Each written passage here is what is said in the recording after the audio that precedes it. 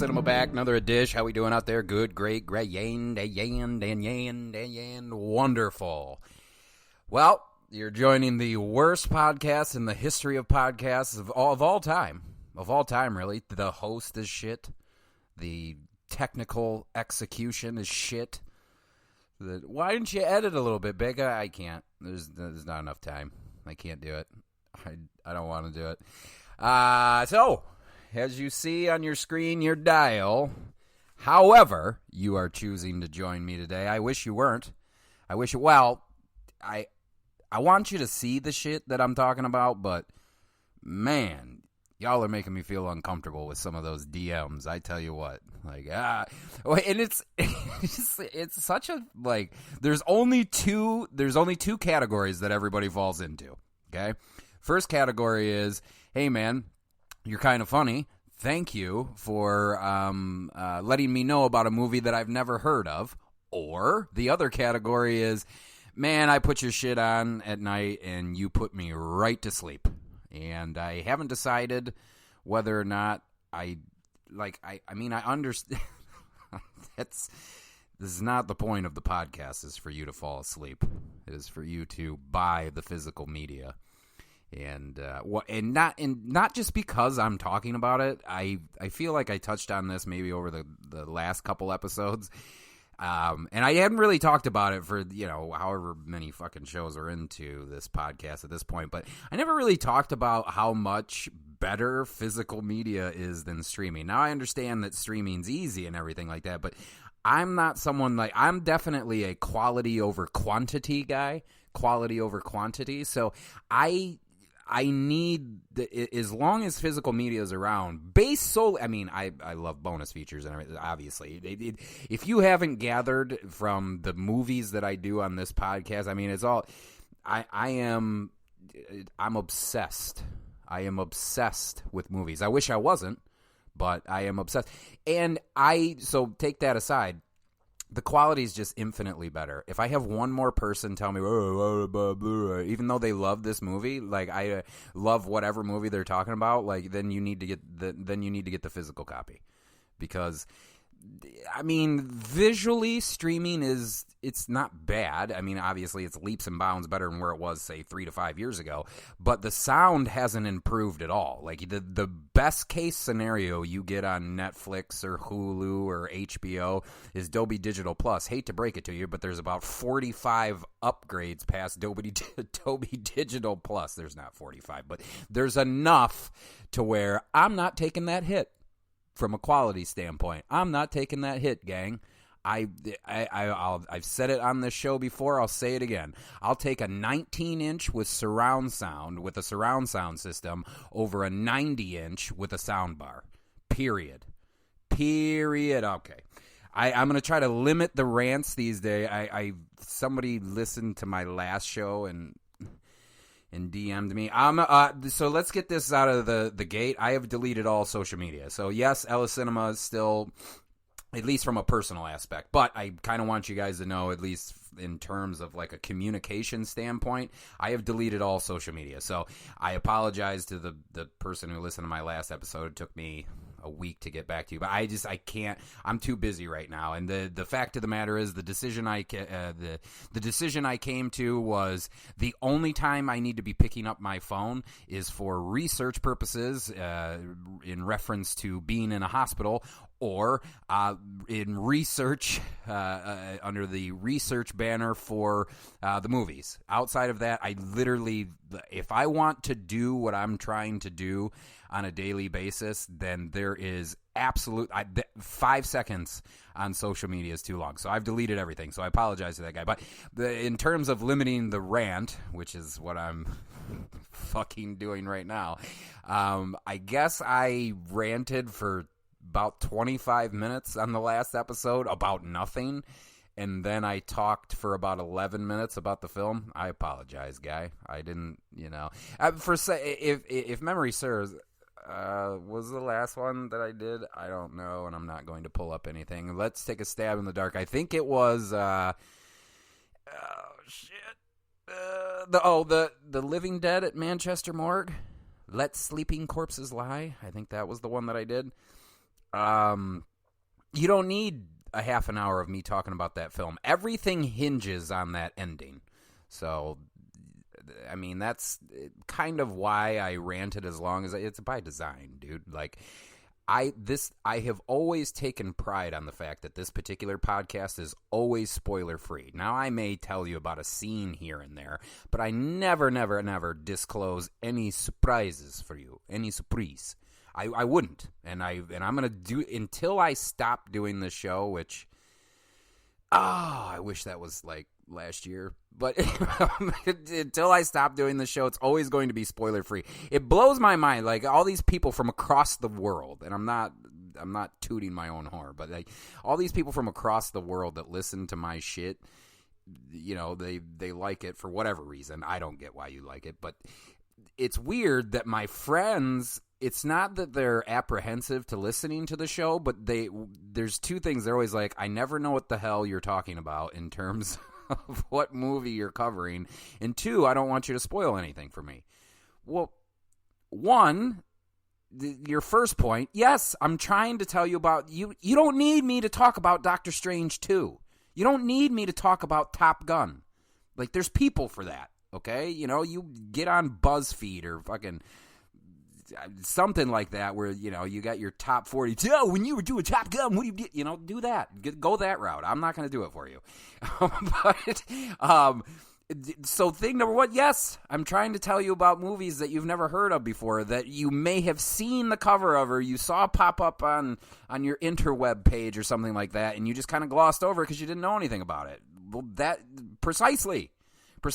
And number two, you know, the spoiler thing. I want you to sit down and watch these movies, but as someone who gets up and walks out of the theater when a trailer to a movie starts to play, I'm sorry, gang, who listens to this show all the time. If I don't repeat myself, the first-time listener who's just tuning in for the first time, they got to know who they're dealing with here. They gotta know who they're dealing with here. And it's someone who, oh shit, Tom Hardy's in this movie. I get up out of the theater and fucking walk out.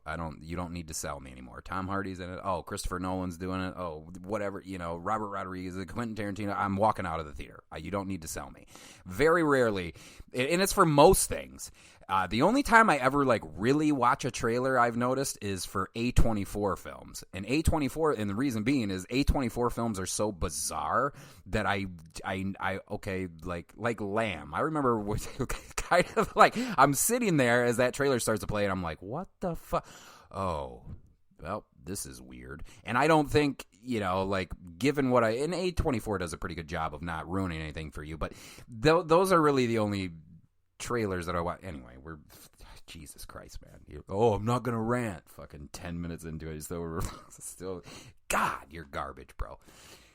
Oh, as you see on your screen, your dial, however you are choosing to join me today, I appreciate you, even though I do think that it is unfortunate because there are 45 podcasts that can inform you of other things that are far more important about movies. However, you know, just all I really care for you to do is listen to, I don't know, the latter half of my show and then buy the Blu-ray. That's all I give a shit. I really, for those of you that do reach out to me and, like, you know, show me love and everything, I appreciate it. I do.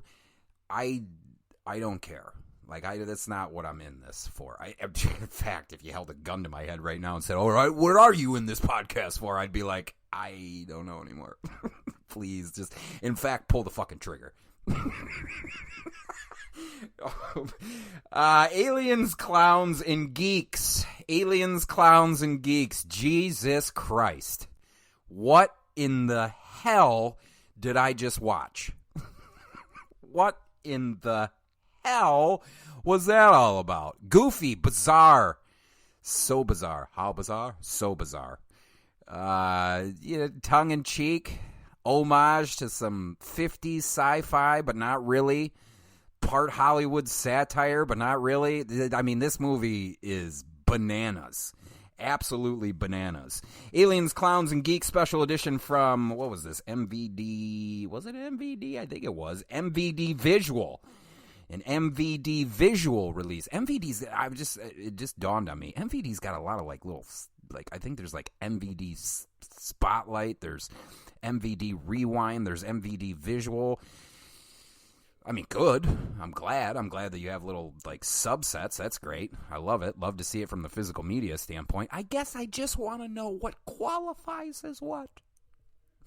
Why did I do that for? An out-of-work... Jesus. An out-of-work actor stumbles upon the key to the universe. I'm still trying to figure out how that happened. I mean, he did come in contact with a biker clown from outer space. Well, the biker clown wasn't from outer space. His body was inhabited by a clown gang from outer space. I'm not making this up. Out-of-work actor Eddy Pine, who is played by Bodhi Elfman, and we'll talk about the Elfmans here in a... Yes, those Elfmans. Yes, we will talk about the Elfmans briefly here in a second. Out-of-work Eddy Pine stumbles upon the key to the universe, the obelisk, and is drawn into an intergalactic conflict between killer clowns and sneaky green aliens. Let's run it back a little bit. Out-of-work actor Eddy Pine stumbles upon the key to the universe and is drawn into an intergalactic conflict between killer clowns and sneaky green aliens. The fate of the planet hangs on the outcome. And thus begins a wild and wacky comedy, doth saith Whorebuzz, filled with hilarious twists and turns in this fantastical sci-fi adventure, doth saith Bloody Disgusting. Is that the one that John Squires works for? Yeah, I think so. If you really wanted to dig into my work, you can find how I feel about that guy.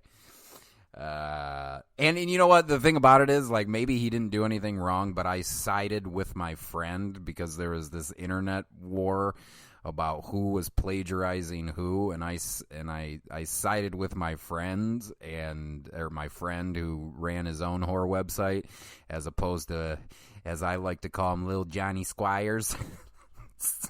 I don't even know why I'm just like trying to start beef, but I'm not. It just, that was a thing that has happened on this show. I don't get into any social media or internet war or otherwise. I don't do it. Like, I'm a child from the 80s. Once we get to a certain point, yeah, I was just talking to somebody about this the other day. Like, we've gotten too comfortable talking. Like, we as a country, as a culture, in fact, it extends out the United States, so I'm not just shitting on the U.S. as I usually tend to do, but it extends out y'all got too comfortable just talking shit. And, like, me being a child from the 80s, like, don't get me wrong, like, I've evolved and I'm much more progressive than I used to be and blah-da-da-da. But at the end of the day, if you pass a certain point of offensive with me, it's time to step outside. So, I know that there's somebody out there that's like, oh, fucking white Neanderthal fucking has to fight, blah, blah. Yeah, that's sometimes that's how shit changes. Sometimes a person who's acting irrational, and if they are constantly enabled and they constantly are allowed to have this platform where they just spew nonsense, sometimes you have to get punched in the face and reevaluate your life. That's all there is to it. And that goes both ways. Just so we're talking to me, like, I'm not like puffing my chest up. Again, talking about what a conversation I was having the other day. I just really want to fight right now. And it goes both ways. I either want to beat the shit out of someone so that, you know, I can have that testosterone dump and alpha male, whatever. Or I get the shit kicked out of me and I'm humbled, and both are wins. Both are wins as far as I'm concerned. And the 19-year-old that I was talking to, he's like, what? Why would you want to get the shit kicked out of you? I was like, well, I didn't say I wanted to get the shit kicked out of me. I'm saying that I want to get into a fight, and no matter how it ends, I'm going to feel better afterwards. But anyway, going back to the whole internet feud between one of my buddies, who I actually don't even talk to anymore, between one of my buddies and Lil Johnny Squires, I definitely still would side with my buddy, because I don't know. I saw plagiarizing on both ends, so I thought that they were both wrong. And when I told my friend, I'm sorry guys, I'm ranting and raving, but it just seeing the bloody disgusting quote popped up is what I'm sorry, Richard Elfman, who wrote and directed this piece and was in it and has a hilarious. Wow, I don't know if it's hilarious. It's kind of a scary featurette as far as one of the bonus features when he's fucking swigs whiskey and it's pouring all down his shirt. That he's a madman. Richard Elfman is a madman. But I remember taking shit from my friend because I was like, "You both are wrong in this feud, in this internet feud I think it took place on Twitter, and little Johnny Squires did what I thought was kind of a fucking dickhead move, which he sicked his followers on my friend, and they all blew his shit up with negative stuff. I thought they were both wrong. And what's funny to me is that they're both plagiarizers, and they both try to pass themselves off as like some sort. Don't get me wrong, they both promote what they love. They do. But, like, for someone who does this, where it's just kind of this free-flowing, the horse shit that comes out of my mouth with passion behind it, when I took a step back and I looked at the both of them, I was like, you guys are both stupid. Like, to take it a step further, I think it's absolute nonsense that some of you in this particular, whatever this weird game that we are in, because it is a game, like we don't get paid, but we get movies sent to us early, and that's supposed to be the payoff. I don't believe in any of that. Like, we're getting to the point now where I've put in so many hours for Arrow Video, so many hours for MVD, so many hours for Well Go USA, so many hours. The movie's not enough. But I digress. I do think it's hilarious that you get this movie sent to you for free or whatever, and you write 2 paragraphs, and that's your contribution to the promotion and coverage of the film. I'm sorry. That shit. Could you spend any less time on the piece than writing a paragraph or 2? So I did this one a while back. He came from the swamp. I believe it was like 7 films of William Griffey out of Florida, doing a little regional little regional filmmaking out of Florida, South Florida, and I did every single movie individually. Well, I always do. Anytime it's a box set, I do each movie individually because that's just the distributors send me a box set. I'm not going to talk about the box set. I'm going to talk about each movie in the box set. And whatever. It's like occasionally, sometimes I will, very rarely. In fact, I've been doing this podcast for, I don't know, like 2-3 years, something like that.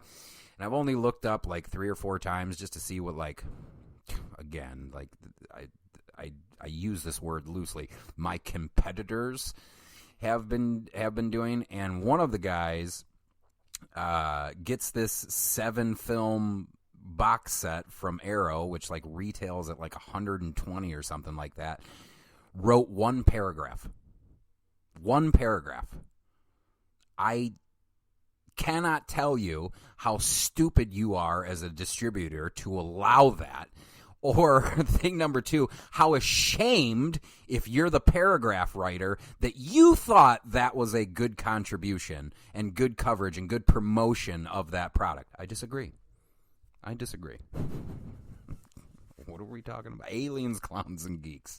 And that madman. From the mind of madman Richard Elfman, who did Forbidden Zone and Modern Vampires, comes another hilarious cult classic comedy featuring an all-star cast that includes Steve Agee, who was pretty funny in this, Suicide Squad, and a host of others. French Stewart. Yes, that French Stewart from Third Rock from the Sun. Oh, wait for it. And George Wendt, who's in it for about 7 seconds. George Wendt from Cheers. In fact, what film did I just... Oh, Brian Loves You. Seth Landau. He had George Wendt in that piece. A little bit more time, a little bit more screen time George had in that one in comparison to Aliens, Clowns, and Geeks. But on the one hand, so I feel 2 different ways about this. On the one hand, what is George doing? On the other hand, I'm glad George is doing this. Gives you a little piece of how my brain works. Like I said, folks, I've eaten too much Sid Vicious in my day. My brain's fucked. Like, it cannot make a a solid decision on just about anything, and I blame the Sid Vicious. Well, I don't blame the Sid Vicious. I blame me for allowing Sid Vicious into my life as much as I have. Some of y'all are probably so fucking confused right now. That's all right. That's good. That's good. A little slang for you. I don't know that it's slang like around the world or anything like that. But I'm turning it into a slang, and I'm sure it's been referred to as Sid Vicious before. But anyway, yeah, Sid Vicious kind of fucks with me. Verne Troyer is in this. R.I.P. Verne Troyer from Austin Powers. You know, Mini-Me. Yep, he's in this. He plays like the one of the clown kings. Hold on a second. His name's pretty hilarious. Emperor Bezel Chug. Emperor Bezel Chug is Verne Troyer's name in this. In Aliens, Clowns, and Geeks, he is Emperor Bezel Chug. What else you got in here? Verne Troyer, Anastasia Elfman from Bloody Bridget. So we have now 3 Elfmans that I've mentioned.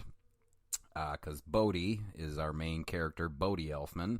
I think is Richard's son, pretty sure. Anastasia Elfman, Malcolm Foster Smith from The Middle. He plays the cop, I believe. Rebbeca Forsythe from Bronx Bull. Actually, she may be the strongest part of this, and it's no disrespect to Bodhi. I found her character to be so outlandish that, like, I needed more screen. This movie's bananas. Like, I'm not going to reveal anything to you, so if you're a part of the cast or crew and you're listening to this, I apologize that I'm not going to really dig deep into it. And if you're a part of just the crowd that just clicked on this because you're like, there's a movie called Aliens, Clowns, and Geeks, you're just going to have to see it to believe it, because there's nothing I can tell. I will tell you the one thing. You want to know how the aliens and clowns, or you want to know why the aliens and clowns are after Eddy, out-of-work actor Eddy, whose pilot got canceled before it even aired? Well, he has this obelisk, which is this otherworldly, intergalactic, like, tome, if you will. And he pulls it out of his ass. And I am speaking literal. Well, he doesn't pull it out of his ass. He wakes up one morning, he's got a severe stomach ache, and he goes to take a shit, and it's the obelisk. Dude, this movie's fucking wild. I just, like, nothing I say will prepare you for what you will see. Not a goddamn fucking thing that I will say. You got Angeline-Rose Troy from Cinedopes. She's in this. Nick Novicki from Boardwalk Empire. I kind of miss Boardwalk Empire, don't you? I feel like you could have ran with the 1920s, 30s, 40s gangster bit for a little bit longer. But I feel like now nobody's like really, and maybe I'm so closed off now, and maybe that's why I'm about to say this. Does anybody like gangster shit anymore? I love gangster shit. I love gangster shit. I talked to some of my younger friends.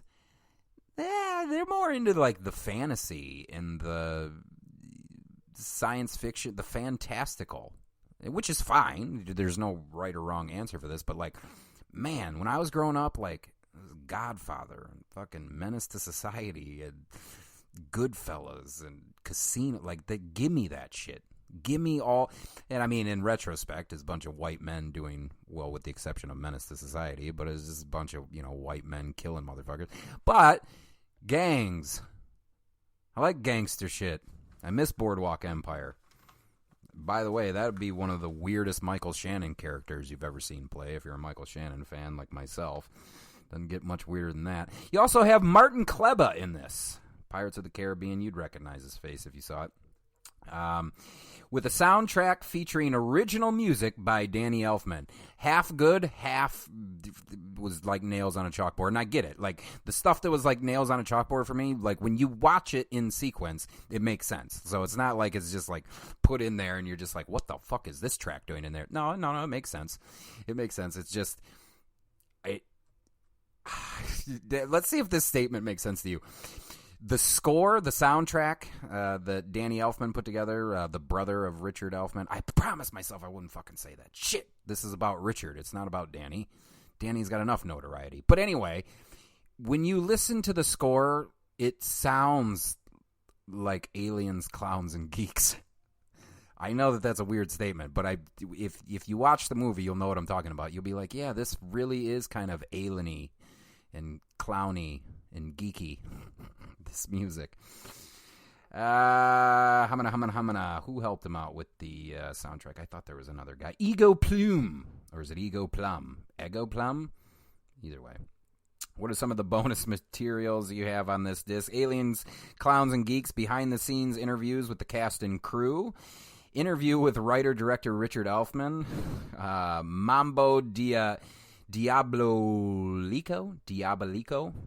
which is the music video. Oh, God.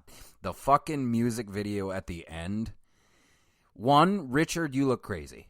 You are a madman. When you are playing, I believe you're playing the keyboards in that particular instant, you look like a madman. And what that piece, I mean, it is about as creative and I'm searching for the word that's not experimental would be the way that I would describe that music video as the credits roll. Experimental. How about that? It works. It totally works. What do we got? Brand new feature, cult classic comedy from director-writer Richard Elfman. Derp stars Bodhi Elfman. Yes, we know. Steve Agee, French Stewart. Recommended for fans of Forbidden Zone and Killer Clowns from the Outer Space. Zach, if you're listening, there you go. Killer Clowns from the Outer Space. From Outer Space. I know you love that one. This is one of the films that can't be compared to anything else. It is a uniquely bizarre experience with the ability to enrage, enthrall, but most certainly entertain. Sci-fi comedy aims low and scores high. A silly, goofy, stupidly intelligent, and stupidly intelligent, and absolutely what a mad scientist would order. You know what? Richard Elfman looks like a mad scientist. And to come up with this movie, you would have to be a mad scientist. Aliens, Clowns, and Geeks is John Waters with a pinch of the Three Stooges and a dash of Monty Python, packaged as a fantastical sci-fi adventure. Doth saith Chris Colville in Bloody Disgusting. I feel like I kind of went over the cast a little too fast here. So let's give their character names. We got Bodhi Elfman, who plays Eddy Pine, Rebbeca Forsythe, who plays Helga Svensson, Angelina-Rose Troy, who plays Inga Svensson, Steve Agee, who plays two characters, Eddie's brother, and I believe he plays like a mentally defective chicken. He's dressed up as a chicken because he's part of a stage show with another clown, but he plays two roles in this. And both, when I saw him as Eddie's brother, sister, it's a great visual. It really is a great visual, a perplexing visual. French Stewart playing Professor von Scheisenberg, of course, Shitberg, right? Nick Novicki, who plays Fritz. Who the fuck is... So if that's Nick Novicki, who the fuck was he in Boardwalk Empire? Hold on, I have to know. I have to fucking know. Hang tight, gang. Nick Novicki plays...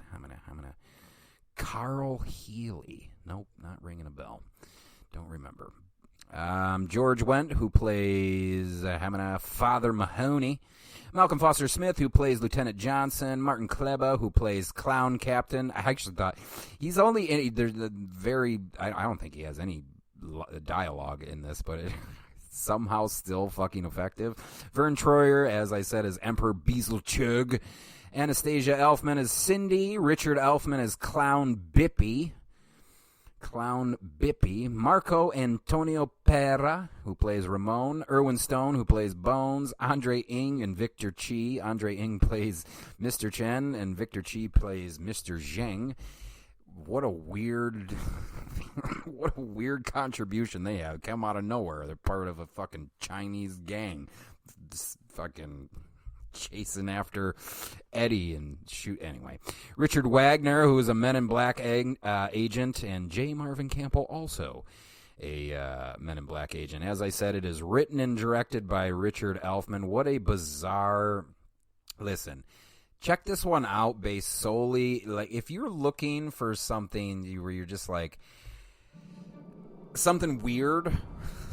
Something like, oh, I've never seen that before. Put this movie on. I promise you've never seen anything like this before. It is wacky. It almost reminds me of like a lengthy Mad TV sketch. But better done. Ellis Cinema.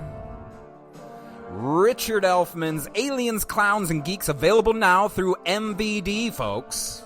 MVD, Aliens, Clowns, and Geeks. The shows are going to get fewer and further between, but I still love you all. Ellis Cinema, we're gone.